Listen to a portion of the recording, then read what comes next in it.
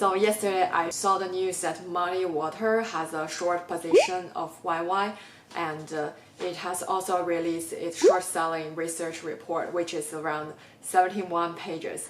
Although it's not the latest news, I believe it released the report like 2 weeks ago, but I just saw it on Twitter yesterday and I find it quite interesting. Because I always keep an eye on Baidu stock, so I know that Baidu will acquire YY with $3.6 billion, and I think it's in the process of doing the due diligence. So that's why I pay much attention to this Muddy Waters short selling. So today I'm gonna summarize its short selling report as well as to provide some bullish opinion about YY. And now let's get started. So YY is one of the video streaming giant in China, and it's established in 2000. So later on, it has also a segment which called Huya, specializing in the video game streaming business, which is like the Twitch of US, which has a similar business model as Twitch. And later on, Huya was divided from the YY company and become independent company, also listed in US. And this year, there's news that Huya and another video streaming giant company called Douyu is going to merge together, and Tencent is a major shareholder. After the merge, there will be the 10 billion video streaming business. So in Muddy Waters report, there are several key points I've summarized. The first point is Muddy Waters thinks that 90% of the users on YY's platform are fake users, include that some of the robots controlled by YY's own server, as well as some accounts are like the sub-account owned by those big influencers. Although people see that a lot of users are gifting the performance/influencers on YY platform, but Muddy Water thinks that most of them are the fake gift, or it's a recyclable gift that it's given between one performer to another, and in YY's book, it actually calculated multiple times. That's why Muddy Water thinks that the book number is fake and they don't have that much revenue as they claimed. So the second point is Muddy Waters' investigation of those channel companies.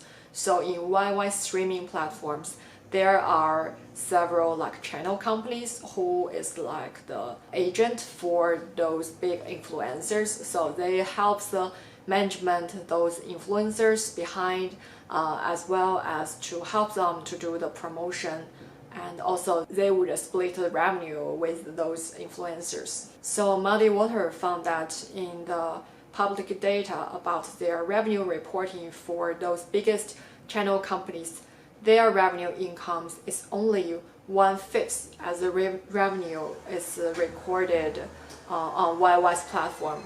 So that's also a proof that YY has enlarged their revenues.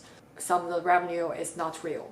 The third point is that Muddy Water think on the Bigo platform, which is an international platform, I think based in Singapore, and that is the fastest growth of YY's all business.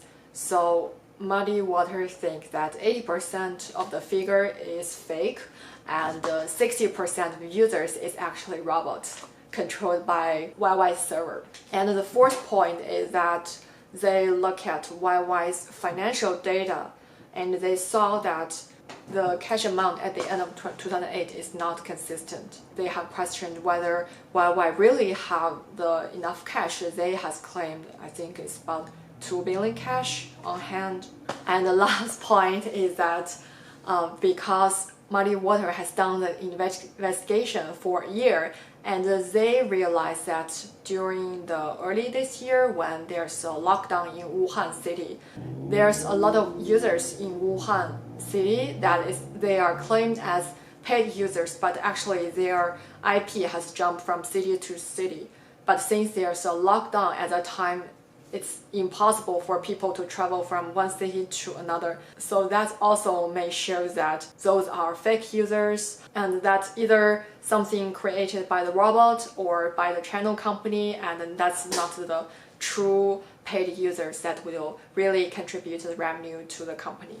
However, I also saw some bullish opinions after I saw the report. For example, I saw JP Morgan also released the new analyst talking about why they are still bullish on YY, and they also give the price target is $140, while Muddy Waters thinks that the stock price of YY should go to 0. And another bullish opinion is that Huya is originally part of YY. It was later controlled by Tencent, since Tencent has bought a lot of shares of the company. So that shows if Tencent wanna buy Huya and Baidu wanna buy YY Life, which is YY Life, a part of the company, that shows that the company or the product or the user do have some value to those giant tech. Otherwise, those giant techs would not be that fool to buy something that is totally fraudulent. So now we look at Muddy Waters' short position opinions as well as some bullish opinion. I want to talk about some of my thoughts. So first thought I want to talk about is I saw the news last week that the regulators of the media industry in China last week has released their new regulations that they will limit the maximum amount that people can tip to those influencers or performers online. For example, I saw some data pretty crazy that some rich people just tip those influencers like more than $10 million. I think that's like small amounts of gift giving or tipping contribute mostly to YY's revenue source. So under this new regulations, since there's specific limit of tipping, so even though some users want to tip like millions of dollars, 10 millions of dollars, they cannot under these new regulations. And also the new regulations forbids the kids age under 18 to do any kind of tipping or gift giving. So that's kind of like reduce the total amount of paying users. Because I saw that in the gaming categories, there's a lot of people who are very young and probably under the age of 18. And the second point is that because YY is starting very early in 2005, so it may grab a large amount of market share at the time. But the situation right now in 2020 is totally different. Like there's not only a lot of players in the streaming industry like Huya and Douyu, but also some competitions in other categories like the TikTok of China, the short video business, as well as Bilibili, who claim it to be YouTube of China, who has also done this kind of streaming business. So I feel like since the total amount of users are the same, but the market has been segmented by more competitions and people's time is always limited. So that also shows users is gonna spend less time on YY's platform, or the user number growth is not sustainable. And actually, in the latest quarter, YY has also reported that its user growth has declined. So my overall opinion about YY stock would not be positive given these concerns that currently we have. So I will not long this stock because I do see there's a lot of obstacles of growth. But at the same time, I would also not short the stock because you never know what kind of assets or capital is behind the company. Yeah, I will just very interested to keep watching and see how Baidu will react to that, whether it's really a fraudulent and Baidu will stop the acquisition of the company, or it's will going on as it's planned to.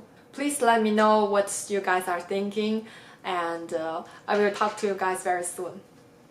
Bye!